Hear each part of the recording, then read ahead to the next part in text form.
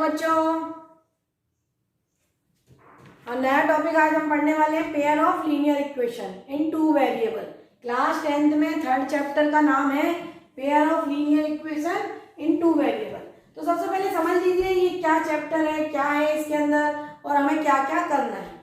देखिए 9th class में जो हम पढ़ के आए हैं वो हम पढ़ के आए टू वेरिएबल तो पढ़ा था, ax plus b y plus c बराबर 0 तो पढ़ा था, लेकिन हमने सॉल्यूशन नहीं पढ़े थे, पेयर ऑफ लीनियर इक्वेशन नहीं पढ़ी थी। यहाँ पेयर ऑफ लीनियर इक्वेशन है। जब सिंगल इक्वेशन होती है, देखिए 9th क्लास में हमने ग्राफिकल पढ़ा था कि ये हमारे पास एक लीनियर इक्वेशन दी है 2x plus 3y equal to 6, x plus y equal to 5, ऐसी एक इक्वेशन दी है और उसको ग्राफिकल रिप्रेजेंट करिए और फाइंड नंबर ऑफ सॉल्यूशन। तो कोई भी एक लाइन होती है उस पर जितने भी सॉल्यूशन बनेंगे वो कैसे होंगे, इनफाइनाइट। एक लाइन के ऊपर, एक लाइन की बात कर रहे हैं, सिंगल वन लाइन की बात कर रहे हैं, ax plus b y plus c, कोई दूसरी लाइन नहीं दे रखी है, केवल एक लाइन दे रखी थी। 9th क्लास में पढ़ के आए थे linear equation in two variable, पर pair of linear equation 10th class में। पेयर यहां हमें पढ़ना पेयर ऑफ लीनियर इक्वेशन।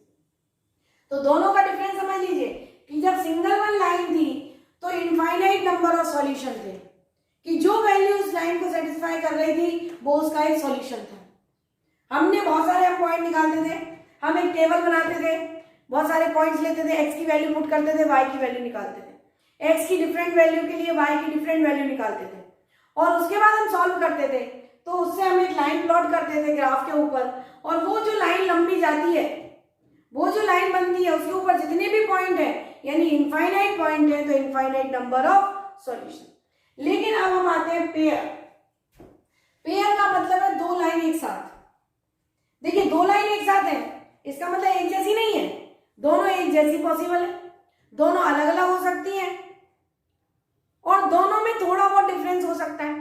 तो दोनों अलग अलग यानी पेयर चाहिए मुझे, हमें मतलब है कि पेयर। अगर अब पेयर है तो पेयर ऑफ लीनियर इक्वेशन है मेरे पास ये है a1x b1 बाय c1। देखिए ये जो होता है इसमें कभी भी a और b 0 नहीं होना चाहिए, क्योंकि अगर a और b 0 हो गया तो वेरिएबल का तो मतलब ही खत्म हो गया। तो a not equal to 0, b not equal to 0 और वेरिएबल्स क्या है हमारे x और y। यहाँ पर देखिए जो कोफिशिएंट है x का a1 है, यहाँ पर b1 है, यहाँ पर c1 है, यहाँ पर a2 है, यहाँ पर y का कोफिशिएंट b2 है, यहाँ पर c2 है, यानी इनके सबके कोफिशिएंट मैंने अलग अलग लिख रखे हैं, a1 b1 c1 और a2 b2 c2।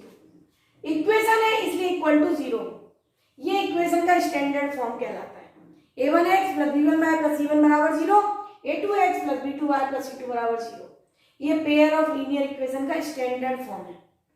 अब यहाँ पर देखिए अगर कोई वैल्यू दोनों इक्वेशन को एक साथ सेटिस्फाई करे, जैसे मैंने बोला x equal to m y equal to m, इन दोनों इक्वेशन को सेटिस्फाई करे, दोनों के पेयर यानी केवल एक को नहीं, दोनों इक्वेशन को अगर सेटिस्फाई करे तो उसको हम बोलते हैं सॉल्यूशन ऑफ द इक्वेशन। अगर कोई भी दो वैल्यू है, x की एक वैल्यू और एक y की वैल्यू, वो x को भी फर्स्ट को भी सेटिस्फाई करे, सेकंड को भी सेटिस्फाई करे, उसको हम बोलते हैं solution of linear equation two variable.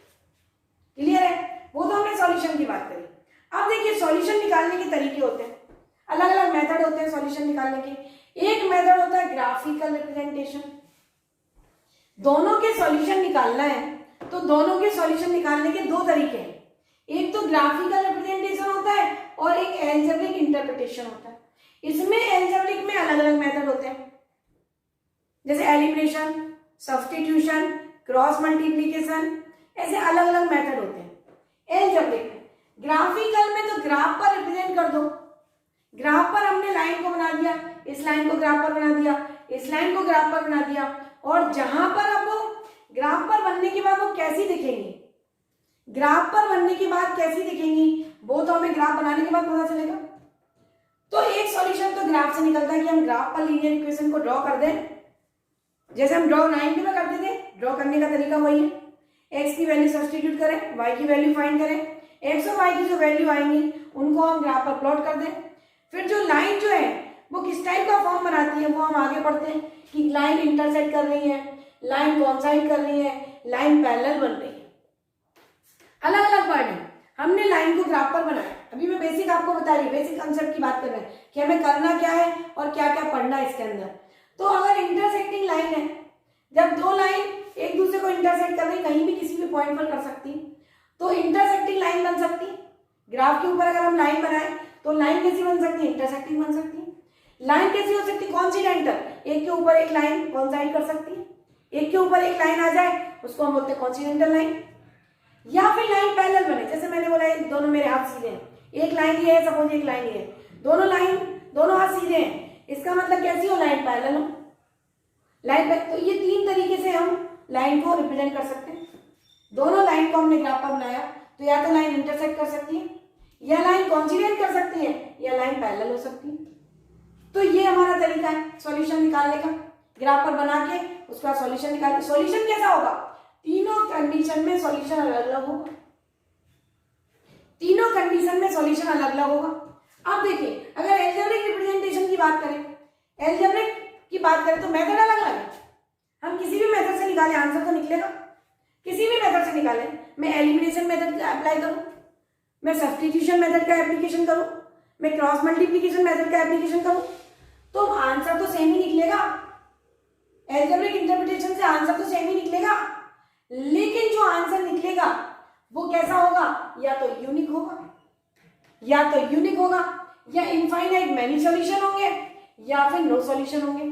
तो देखिए, जब हम इस एल्जेब्रिक इंटरप्रिटेशन करते हैं तो कभी भी इन दोनों के आंसर नहीं निकालते हैं। जब लाइन इंटरसेक्ट वाला कंडीशन आती है, अभी हम कंडीशन भी पढ़ेंगे कि किस कंडीशन पर जो पेयर ऑफ सिस्टम है, जो सिस्टम है वो किस कंडीशन पर कैसा सॉल्यूशन देगा।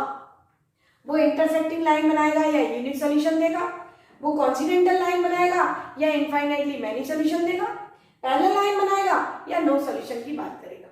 तो जब नो सॉल्यूशन और इनफाइनाइट मैनी सॉल्यूशन की बात करते हैं तो हमको सॉल्यूशन निकालने की जरूरत नहीं पड़ती, ग्राफिकली रिप्रेजेंट करते हैं और हम बताते हैं इनफाइनाइट मैनी सॉल्यूशन। तो यानी ये वाली बात हो गई। इनफाइनाइट मैनी सॉल्यूशन की बात तो ये हो गई कि वो सिंगल लाइन ही है, कॉन्साइड कर रही है, यानी दोनों लाइन एक ही तो है। जब दोनों लाइन एक ही है तो जितने पॉइंट एक लाइन के ऊपर होते हैं वही तो उसके सॉल्यूशन होते हैं। तो उस केस में कितने सॉल्यूशन बनते हैं? जब कॉन्सिडेंटल लाइन होती है तो इनफाइनाइट मैनी सॉल्यूशन बनते हैं। और जब लाइन पैरेलल है, जैसे हमारी कॉपी की लाइन पैरेलल है, कहीं भी मीट नहीं करती है, पैरेलल लाइन कभी भी इंटरसेक्ट नहीं करती है, और जब कहीं भी मिलती नहीं है तो कोई भी सॉल्यूशन नहीं निकलता है, नो सॉल्यूशन होता है। जब लाइन पैरेलल होती है तो नो सॉल्यूशन होता है, जब लाइन कॉन्सिडेंट होती है तो इनफाइनाइट मैनी सॉल्यूशंस होते हैं, और जब लाइन इंटरसेक्ट करती है, दोनों लाइन एक दूसरे को इंटरसेक्ट करती है तो हमारा यूनिक सॉल्यूशन बनता है। अब ये जो कब बनता है, कैसे बनता है, उसकी कंडीशंस होती है, वो भी हम करेंगे। पहले सिस्टम और समझ लीजिए। एक सिस्टम को बोलते हैं consistent, system of consistent of pair of linear equation, और एक को हम बोलते हैं इनकंसिस्टेंट सिस्टम। ये दो वर्ड भी बहुत आते हैं कि सिस्टम कंसिस्टेंट है या सिस्टम इनकंसिस्टेंट है। तो जब सॉल्यूशन निकलते हैं, जिन पेयर ऑफ इक्वेशन से सॉल्यूशन निकलने का मतलब सॉल्यूशन बनना, चाहे वो यूनिक सॉल्यूशन हो चाहे वो इनफाइनाइट मैनी सॉल्यूशन हो, सॉल्यूशन निकलना तब सिस्टम कहलाता है कंसिस्टेंट सिस्टम। और सॉल्यूशन नहीं निकलता, जब पैरेलल लाइन होती है तो कोई सॉल्यूशन नहीं होता है, नो सॉल्यूशन, तो उसको हम बोलते हैं इनकंसिस्टेंट सिस्टम। दो तरह के सिस्टम होते हैं, एक सिस्टम कंसिस्टेंट होता है और दूसरा सिस्टम कैसा होता है? इनकंसिस्टेंट। तो सिस्टम को कंसिस्टेंट कब बोलते हैं? जब दोनों लाइन इंटरसेक्ट करें या दोनों लाइन कॉन्सिडेंटल। जब लाइन पैरेलल होती है तो उसको हम बोलते हैं इनकंसिस्टेंट। तो ये जो वर्ड है जो इसके अंदर आ रहे हैं, ये मैंने आपको बताया कि क्या क्या आता है। ग्राफिकल रिप्रेजेंटेशन आता है, एक एल्जेब्रिक इंटरप्रिटेशन आता है, एल्जेब्रिकली सॉल्व ग्राफिकली।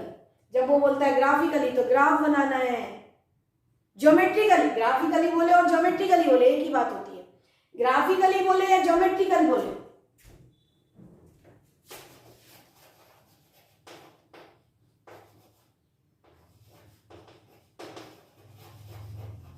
ज्योमेट्रिकली की बात करें या ग्राफिकल की बात करें, एक ही बात होती है। जब ज्योमेट्रिकल और ग्राफिकल की वो बात करेगा तो हमें क्या बनाना है? ग्राफ बनाना है। और जब वो एल्जेब्रिक की बात करें तो कोई जैसे वर्ड प्रॉब्लम होती है, वर्ड प्रॉब्लम होती है, आपने एक क्लास में वर्ड प्रॉब्लम पढ़ी, वर्ड प्रॉब्लम को लिखना एल्जेब्रिकली, ये ऐसा रिप्रेजेंट करना, उसको हम बोलते हैं एल्जेब्रिक। भाई एल्जेब्रिक तो रिप्रेजेंटेशन दोनों का ही करना पड़ेगा, कोई भी इक्वेशन है तो पहले तो एल्जेब्रिक लिखनी पड़ेगी। एल्जेब्रिक मतलब एक्स और वाई एबीसी के फॉर्म में, एक्स और वाई के फॉर्म में। एल्जेब्रा का मतलब क्या होता है, वेरिएबल्स जिसमें यूज करते हैं उसको हम बोलते हैं एल्जेब्रा। एल्जेब्रिक फॉर्म में अगर लिखते हैं तो उसको हम बोलते हैं एल्जेब्रिक इंटरप्रिटेशन। अब एल्जेब्रिक लिख दी हमने इक्वेशन, पहले हमने लैंग्वेज पढ़ी, लैंग्वेज पढ़ के उसको एल्जेब्रिक फॉर्म में लिखा, फिर वो बोलता है solve by graphical method, solve by cross multiplication method, solve by elimination method. तो जो जिस मेथड का वो नाम करेगा, नाम देगा, उसी मेथड से उस इक्वेशन को हमें क्या करना है, सॉल्व करना है। अब देखिए सिस्टम कैसा बनेगा, ये मैंने आपको दो सिस्टम बताए, कंसिस्टेंट और इनकंसिस्टेंट।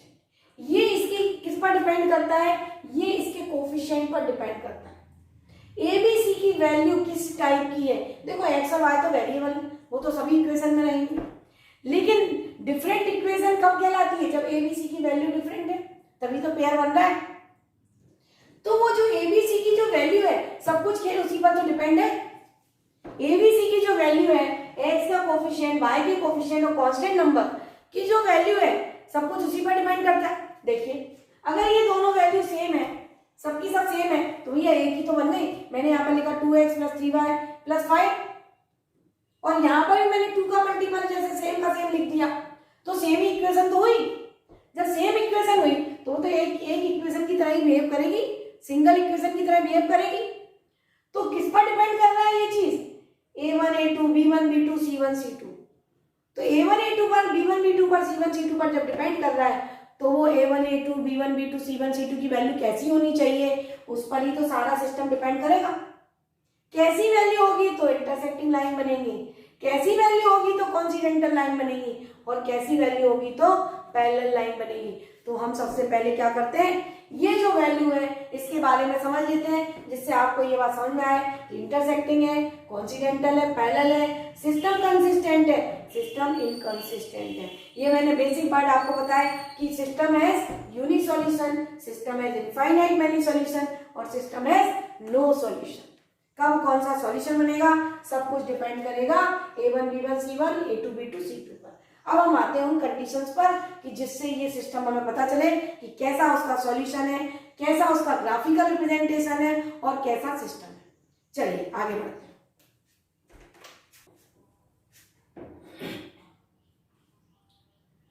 देखिए अब हम आते हैं इसकी कंडीशन पर कि किस टाइप से a1 a2 b1 b2 a1 b1 c1 a2 b2 c2 किस टाइप से ये पेयर ऑफ लीनियर इक्वेशन उस पर डिपेंड करता है। तो यहाँ पर देखिए कि हमने कोई भी लीनियर इक्वेशन हमारे पास गिवन है, जो हम नेक्स्ट लेक्चर में लेंगे कि भाई कैसे हम कंपैरिजन करते हैं और कैसे हम इसको बताते हैं। तो यहाँ पर सपोज जैसे लिखा है 2x + 3y + 5, यहाँ पर लिखा है 9x + 6y + 8। तो a1 b1 c1 की वैल्यू को कंपेरिजन कर रहे हैं कि a1 की वैल्यू 2 है, a1 b1 की वैल्यू 3 है, c1 की वैल्यू 5 है, जो भी वैल्यू गिवन है उसके हिसाब से। तो यहाँ पर हमने उनका रेशियो निकाल लिया, a1/a2 का रेशियो निकाल लिया, b1/b2 का रेशियो निकाल लिया। अगर ये जो रेशियो है वो बराबर नहीं है, a1/a2 not equal to b1/b2 बराबर नहीं है, बहुत इंपॉर्टेंट कंडीशन है कि इसका जो रेशियो है वो अगर बराबर नहीं है तो यूनिक सॉल्यूशन होता है। उस केस में लाइन एक दूसरे को इंटरसेक्ट करती है। अगर ये वाली कंडीशन है a1/a2 not equal to b1/b2, तो यूनिक सॉल्यूशन होता है, नहीं एग्जैक्टली वन सॉल्यूशन। इस टाइप की लाइनों का सॉल्यूशन हमेशा क्या होगा, ओनली वन, केवल और केवल एक ही सॉल्यूशन होगा, जिसको हम बोलते हैं यूनिक सॉल्यूशन। अब देखिए अगर हमने a1/a2 b1/b2 c1/c2 को कंपैरिजन करा और तीनों का रेशियो क्या आ रहा है, बराबर आ रहा है। तीनों का रेशियो अगर बराबर आ रहा है तो इनफाइनाइटली मैनी सॉल्यूशन होगा, क्योंकि जब ये सब चीज बराबर है तो इसका मतलब लाइन तो सेम ही हो गई, सेम लाइन हो गई, एक के ऊपर एक कॉन्साइड कर रही है, लाइन एक दूसरे के ऊपर मिल रही है, तो यानी सेम लाइन हो गई, यानी एक सिंगल लाइन बन गई। जब सिंगल लाइन बनती है तो इनफाइनाइटली मैनी सॉल्यूशन होते हैं। तो यहाँ पर देखिए एक के ऊपर एक लाइन कॉन्साइड कर रही है, इसको बोलते हैं कॉन्सिडेंट लाइन। तीसरी चीज होती है कंडीशन जो होती है a1/a2 equal to b1/b2 not equal to C1 upon C2। ये दोनों बराबर हो सकते हैं इनका रेशियो, लेकिन ये C1 C2 के रेशियो के बराबर नहीं होंगे। जो कांस्टेंट का रेशियो है C1 और C2 का रेशियो उसके बराबर नहीं होंगे। तो लाइन कैसी आएंगी हमारी, उस केस में हमारा होगा नो सॉल्यूशन, और हमारी लाइन कैसी आएंगी, पैरेलल लाइंस। तो जो भी लाइंस दी होती हैं, पहली कंडीशन है A1 upon A2 not equal to B1 upon B2, unique solution intersecting line. दूसरी कंडीशन है A1 upon A2 equal to B1 upon B2 equal to C1 upon C2, infinitely many solution coincidental line. तीसरी condition है A1 upon A2 equal to B1 upon B2 not equal to C1 upon C2, no solution parallel lines.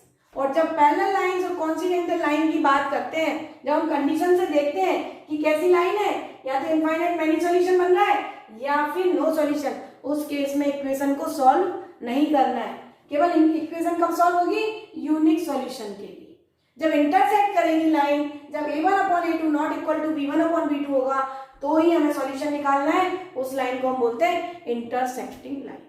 और इन दोनों cases में system को बोलते हैं consistent, और इस केस में बोलते हैं सिस्टम इज इनकंसिस्टेंट। तो कभी कभी लिखा रहता है system is inconsistent, conditional question भी है हमारे उसमें लिखा होता है सिस्टम इज इनकंसिस्टेंट। तो हमें कौन सी कंडीशन लगानी है, पैरेलल लाइन।